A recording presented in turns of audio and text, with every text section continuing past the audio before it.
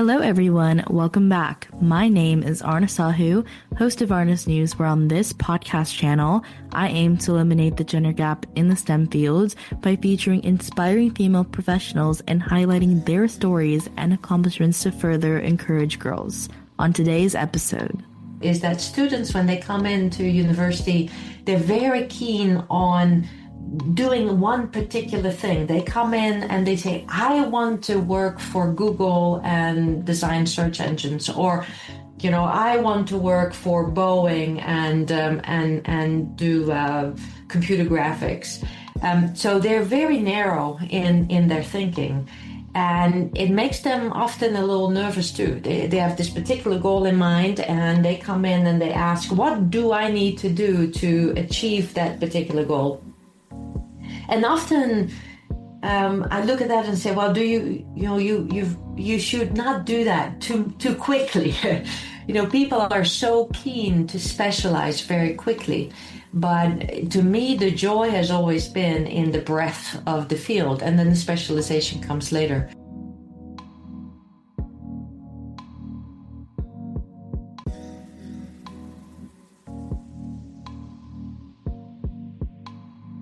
hello everyone, welcome back. My name is Aarna Sahu, host of Aarna's News, where on this podcast channel, I aim to eliminate the gender gap in the STEM fields by featuring inspiring female professionals and highlighting their stories and accomplishments to further encourage girls. Today, I'm pleased to announce our guest, Margot Gerritsen. Margot is a computational scientist and an engineer who has dedicated much of her career to academia, including roles as a professor at Stanford University and earlier as a lecturer at the University of Auckland in New Zealand. She holds a PhD in computational mathematics from Stanford and an MSc from Delft University of Technology in the Netherlands, where she was born and raised. Her research has spanned computational tools for energy resources, ocean modeling, sustainability, and data science, with standout projects like designing a remote-controlled pterosaur for National Geographic sky monsters. From 2010 to 2018, she directed Stanford's Institute for Computational and Mathematical Engineering and later served as Senior Associate Dean for Educational Initiatives. In 2015, Margot co-founded Women in Data Science Worldwide, a nonprofit dedicated to increasing women's representation in data science and AI through accessible education, community support, and visibility efforts. Through these, she recently stepped back from WIDS for medical reasons and is enjoying a long leave in Oregon. Margot remains passionate about supporting women and underrepresented groups in STEM and continues to engage in computational research and teaching whenever possible. So thank you so much, Margot, for being here today. Before we dive into the questions, would you like to introduce yourself? Yeah, it's wonderful to be here, and I'm so happy that we got this on the calendar finally. Wonderful to meet all of you listening to the podcast. As Anna said, I am on leave or semi-retired, as I say, and I'm here in Bend, Oregon, where I spend a lot of time now enjoying the mountains and so on, but still in touch with the world of mathematical engineering and computational mathematics. And it's been a wonderful career. And I'm very happy to contribute to your podcast because your goal of increasing visibility of women in this field is such an incredibly important thing. People say if you cannot see it, you cannot be it.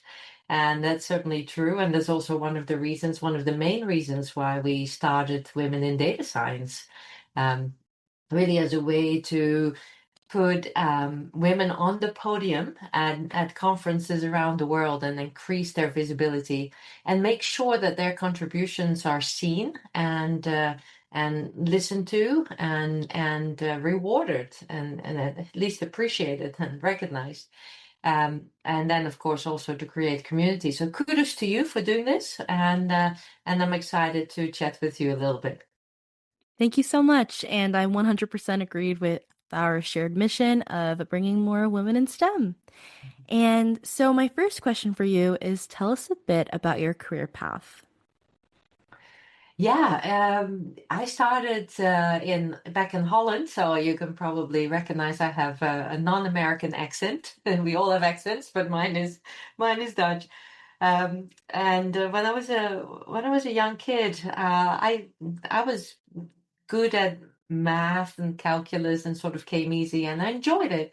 But I wasn't really thinking necessarily about having a career in that field. I was interested in many different things: geophysics, ornithology, flight dynamics. Um, yeah, there were just so many different things that I thought I would enjoy. I was fascinated with fluid flows, so I thought maybe I need to work on weather forecasts, or I need to look at coastal ocean dynamics, or but I couldn't quite make up my mind where to go. And so I was looking for a field that would allow me to keep doors open. I didn't want to make the choice, but I wanted to go to university when I turned 18, and my parents certainly encouraged me to do so. And then I had this cousin who was 7 years older than I, a bit of a role model for me. And he studied mathematics at Delft University of Technology. And at that time, that university had very few women. There were maybe 6% women or so at the whole university.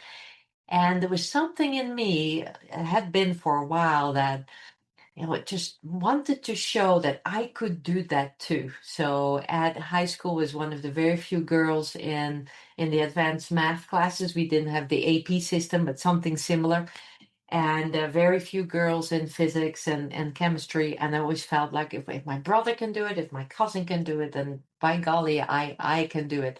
And so together, not really knowing which direction of applications to go, and also wanting to prove that I could do it just as much as my cousin, I decided to study math at the University at Delft as well. And that was a really great choice, it turned out later, because I studied what we call technical mathematics, that's sort of applied mathematics, computational mathematics. And I realized quite quickly that I was learning about all these foundational tools that you can apply in many different fields. And so my goal from that moment on was to teach, because I have always really loved teaching. And I wanted to teach at university, and I taught at high school for a little while, in middle school, but wanted to move to college. So I wanted to teach, try to inspire this love of mathematics, and particularly the applied side of mathematics, to people, and open doors for them, as well as having doors open for me. And then apply math to various applications that I really enjoyed. And I've been so lucky in my career that I've had the opportunity to work in many different fields. I did ocean dynamics. I did look at I had weather prediction and climate models. I looked at fluid flow, also subsurface. I worked on more foundational algorithms in numerical analysis, which is a subfield of mathematics and computational fluid dynamics. I did crazy project with National Geographic. I worked on optimization routines for renewable energy processes, and it's just been a plethora of applications, and that's been just so incredibly fascinating. So I've had a fantastic career, um, really with this all made possible by this initial hesitation to pin myself down as either a computational geoscientist or a fluid dynamicist. I sort of thought, if I know my math and I know my physics, then maybe I can do all kinds of different things. And yeah, it's been fantastic. I've always taught, a lot. One of the reasons why I wanted to direct that institute is we were very much into teaching service courses to the Stanford community in mathematics for engineers and applied scientists. So that was incredible fun. And then the other part of my career, which we talked a little bit about, was this organization, Women in Data Science. And that really came out of many years, decades. I've been in the field for about 4 decades, decades of helping fellow women or female students, and really a lot of minorities, not just the women, but also other minorities in the field, and help them find their comfort zone, help them find their place, and make sure that they could thrive. And it's difficult when you are not part of the majority. And so I also felt, as one of the very few female professors in these areas, the universities where I've taught, or universities that I visited, have sort of an important role that I could play, is showing what you can do and helping people find their way through any challenges that they might face. Absolutely. And I think what you've been doing is absolutely beautiful. Like hearing you talk about, your career path and seeing a smile on your face is just so mesmerizing. And I'm really happy to know that like you had so many interests and you weren't afraid to just like, hinder yourself or like just stop at just one thing.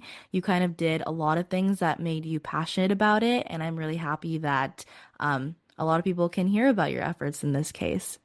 Yeah, and it's funny that you bring this up also, because I often feel I've been so incredibly lucky, and I don't really see it as that it was a bold thing.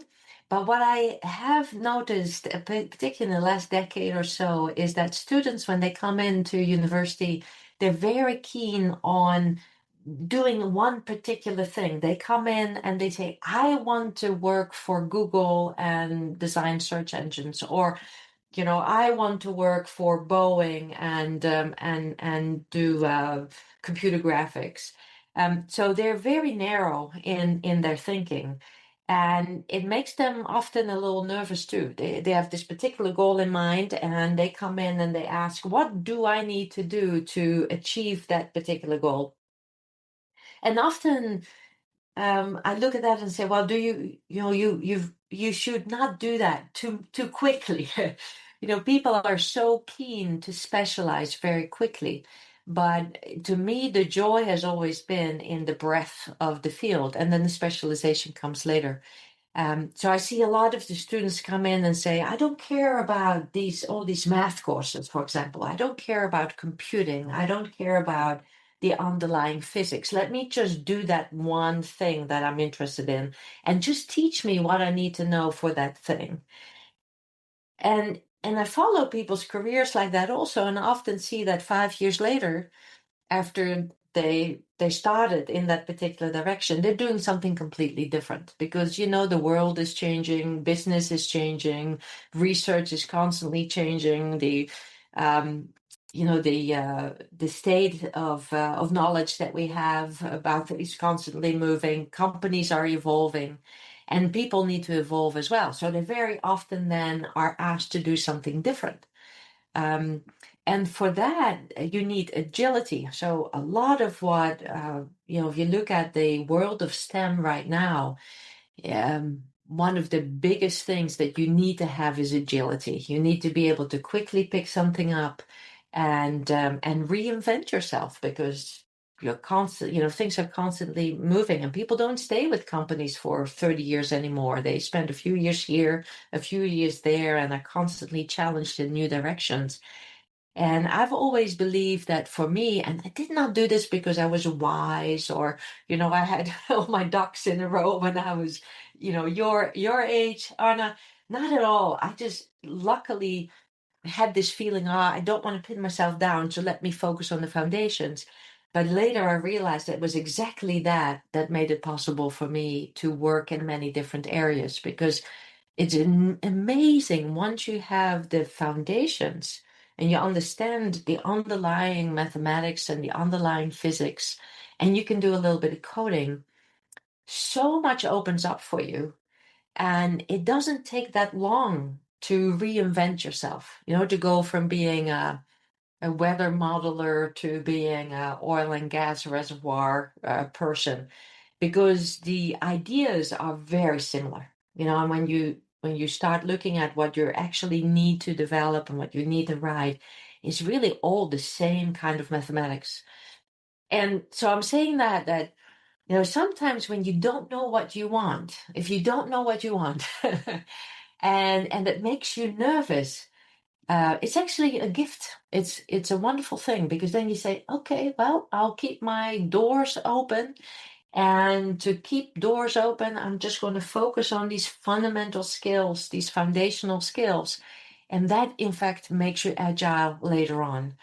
So if there are people listening who say, hey, how did you know that this was going to work out for you? Say, I didn't. I didn't know at all. But later, hindsight's 2020, I realized, oh, that was actually a really good thing to do. And I see this with students sometimes also in other directions. They say, I'm really interested in business. And I'm actually really interested in this particular business. Maybe they want to be a business consultant. But instead of saying, I'm going to go into financial business consultancy and only take the courses that lead me there, they say, no, I'm going to learn as much as possible as there is about finance, about economics. I want to understand mathematical algorithms for optimization. I need to understand people. So I'm going to take courses in psychology because I need to understand human behavior. I'm going to think about morality and ethics because it comes into play. I want to understand law because that's important. And you see them build this really strong base. And then later, as they enter the workforce, they say, now I will gradually start finding my niches and I will start specializing. Um, so yeah, there's a lot to be, I think, a lot to be said for being a little less specific early on and just say, I'm going to learn these base skills and then I can apply myself. Doesn't mean that it's always been super easy. I've certainly had periods where I said, oh, I would love to work in ocean flows, and I had not done anything yet in ocean flows. And you start talking to people who are oceanographers, and you realize you understand nothing, and you feel like a bit of an imposter and you feel like a bit of a fake. It's almost like, bluff your way into oceanography. And that's an uncomfortable feeling. And for a while you think, I have nothing to contribute. I don't understand this well enough. But most of the time, after half a year or a year, sometimes 2 years, you start really understanding it. And then you start saying, okay, now I can bring some of the knowledge that I have that they have not yet seen. I can bring that to this field and maybe help things along. Um, and over time, I really started liking these moments of great uncertainty, where you feel completely out of place and where you feel like an imposter. And I started to embrace them because those are the moments that you're learning so much. And so if you can overcome the fear of looking like an idiot, maybe in the beginning, and you're not afraid to make mistakes and you really like the learning, then that's STEM is a wonderful area. There's so many different things, and all of what I just talked about is really also because the STEM field is one of those fields that just evolves so fast, right? So it's difficult to maneuver through it for people, and just knowing that if you got your basics and you take your time and you're not afraid to be on that learning curve and not be on top of everything, and you're okay with dealing with that kind of uncertainty and sometimes ambiguity, it's a just a splendid career. Absolutely. I 100% agree. I think what you said is very, very pertinent to what a lot of people believe. And it just goes to show that even though you might have similar ideas or different ideas, they can always lead you to new avenues. Like say, for example, you're interested in business, as we said, but then you pick up an interest in finance, and then and then somehow you're interested in computer science, and then if you just like let yourself be open to those doors, then there can be so much room for just joy, just finding things that you enjoy doing. And I think that's something that not a lot of people realize. Yeah, and it's so the serendipity of it, if that's a good word to use here. I remember as a student, I went to a lot of seminars. I said, okay, I'm at the university. I got to do what I have to do. So my courses, and of course, like everyone else, I was a little bit concerned about my grades in the beginning. But I also thought, I'm at the university where I can learn something new every day because there's so many seminars. And then the other reason why I wanted to go to seminars is because I was pretty poor, and seminars often offered food. So we would we would go to seminars because they had free coffee and free bagels and cookies, and say, okay, great, or lunch. But the wonderful thing about it, there's 3 or 4 times when I was a student that I just went into a seminar, and that could have been completely unrelated to my studies, and found something that just totally intrigued me, and that made me want to learn more about it, and that later I managed to integrate back. So I went, for example, to a talk once on philosophy, and it was all about questions about how do you define fairness. What does it mean for something to be fair? And of course, it doesn't take a lot of thinking to realize that that varies a lot across the world. What is seen to be fair in our Western world here, or maybe the world that the West Coast even. I mean, it's often quite specific to the region where you live. Is very different than what fairness may mean in another country, another culture. And it intrigued me a lot. I started reading a lot about this, different psychologies of people, different moralities. And then 20 years later, I'm working in the field of data science, and this fairness question comes up.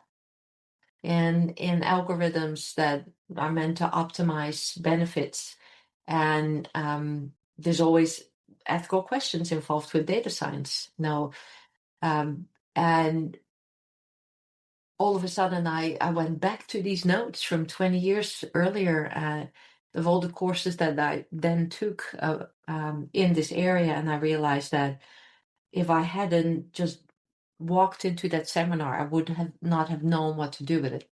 So it's just one example of how you can find connections, and and and be inspired, and you can find new hobbies, and just by opening yourself up to different experiences. So if you're listening and you are at the university, I would make it a standard thing that you every week you go to a seminar, whether or Mhm. not they provide cookies, but just go somewhere. And even if you don't understand much at all about the talk, you will find these gems that later come back and are extremely useful to you.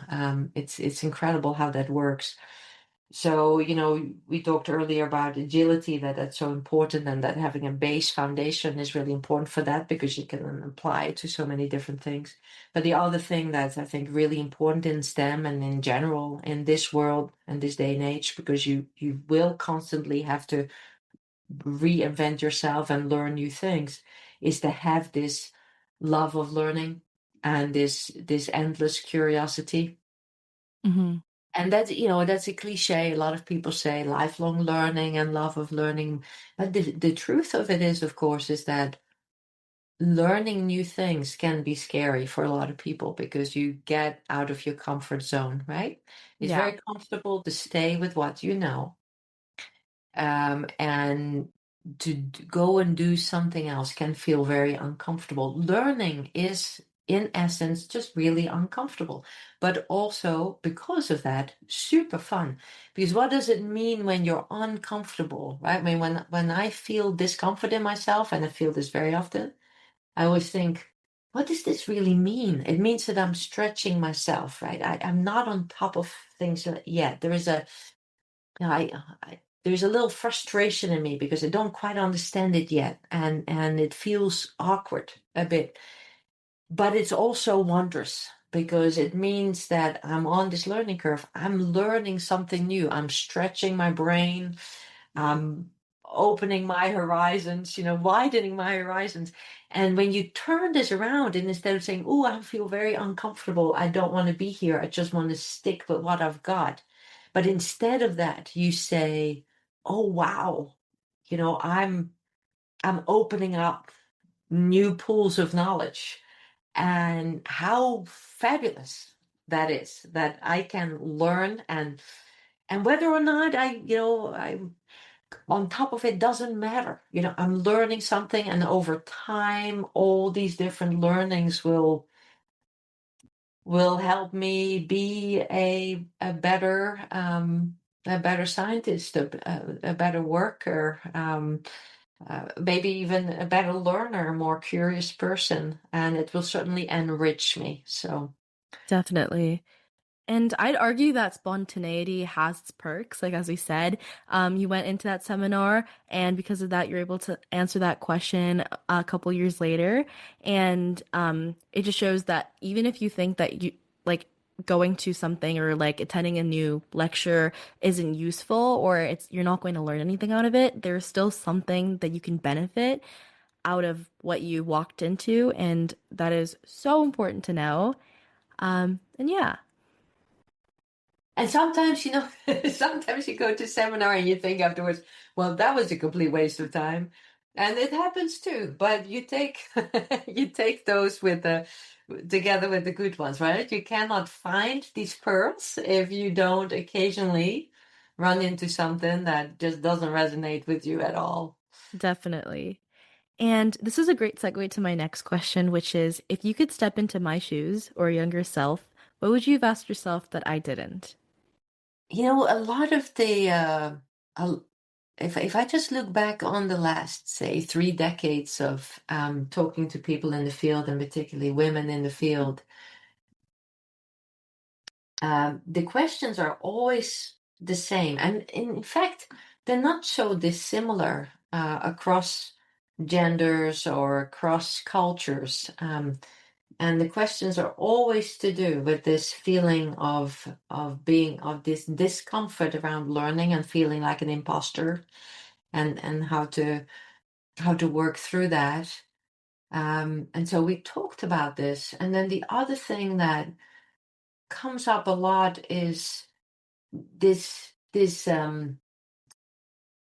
how to find your way into a field and become a really strong collaborator with people, and find these places where you can thrive and really contribute. I think if you're listening to this podcast, you like STEM, right? And you may be a woman, or you may not be a woman. And so one of the very common questions that a lot of people like you have is, how do I find my home in this field, being perhaps different than others? Um, and so that's a fun thing to talk about. It's really different for everyone. Most people when they talk about this, and I've been on many panels where we discuss this, they would say, "Oh, it's important to have a mentor. It's an important um, to listen to a lot of people that have been there before you, and get advice from them, and so on." So again, getting mentorship going. But it is also really, and I agree with that, but it's also really important to understand that challenges are there for everyone. And whether you are a woman in a male-dominated field, or you are a shy, introverted man in a field dominated by men who are extroverted, or maybe consider themselves. I don't like the I don't like the term, but people use it, so let me use it too. Consider themselves to be more alpha males, right? With a little bit of the bro culture. And it's also extremely difficult for shy, introverted men. Now, of course, the more you differ from the majority, from the norm. It could be your gender, your skin color, your whether you're extroverted or introverted, the talents that you have with it. If you're different in many different ways, it typically gets harder and harder. But it's really important to remember that a lot of people struggle, and so the what I've done and what a lot of women have done is to be incredibly open and maybe sometimes a little vulnerable about the challenges that they have, and not only seek mentorship but seek camaraderie with the people around you. That's not easy when you're feeling uncomfortable, when you're feeling like you don't belong, when you're feeling you may not have what it takes, when you don't recognize yourself in others as much. It's really hard to open up and to find these connections with people because they're not like you. And that's a very normal human thing. We seek out those who are a little bit like us because we feel comfortable with them. Um, but that's the way to get this going. Ultimately, it's all about the human connections that you're making, and I see this in so much in STEM is done through collaborations, through connections, through sharing ideas. There are very few people in the STEM world or in the world maybe in general. Maybe it's a little bit different in arts or the humanities.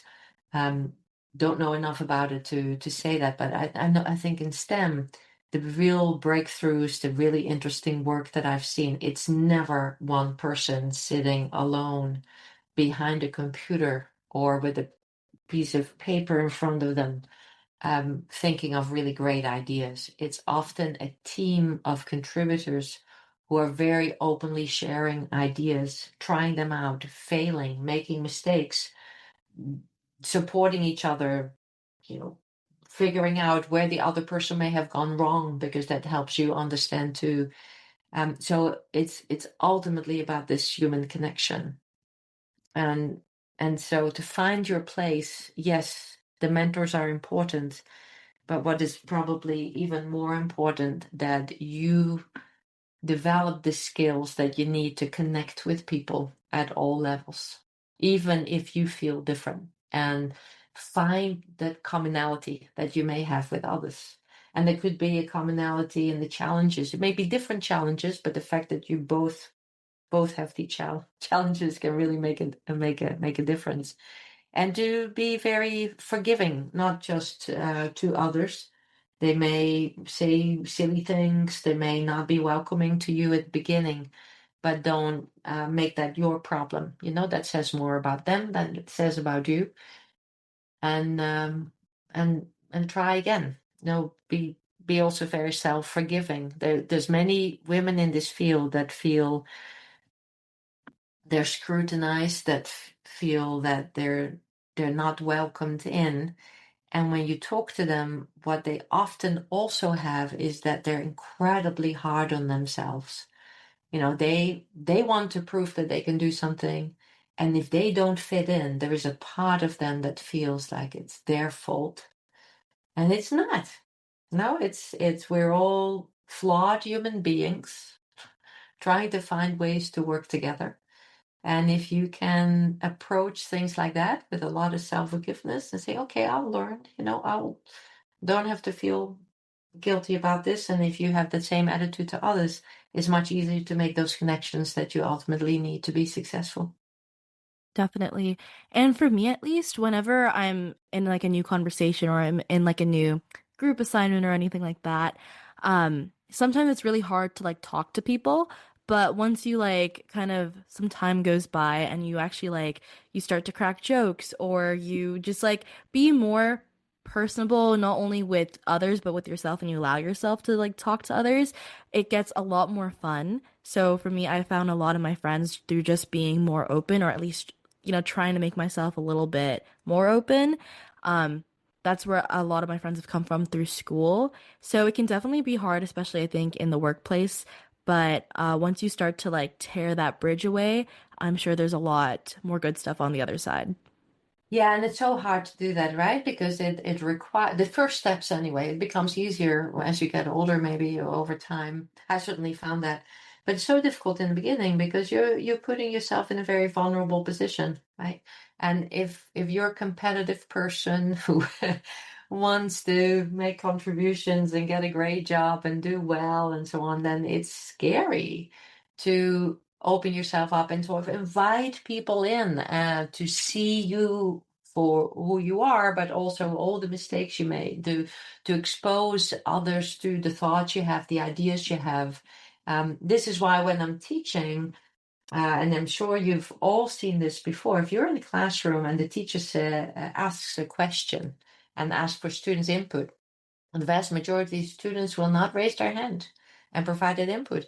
And why is that? Well, a lot of the times it's because they're so scared of saying something that other people may be considered may consider stupid.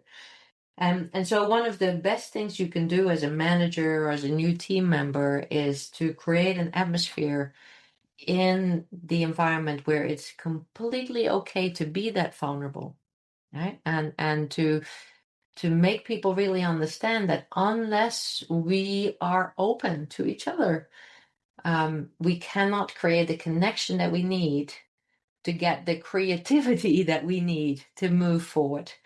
Now, all the successful STEM teams that I've seen at Stanford or other universities and national laboratories, the really successful teams are very close and they all feel comfortable opening up and sharing ideas, because if you're not, you cannot move forward.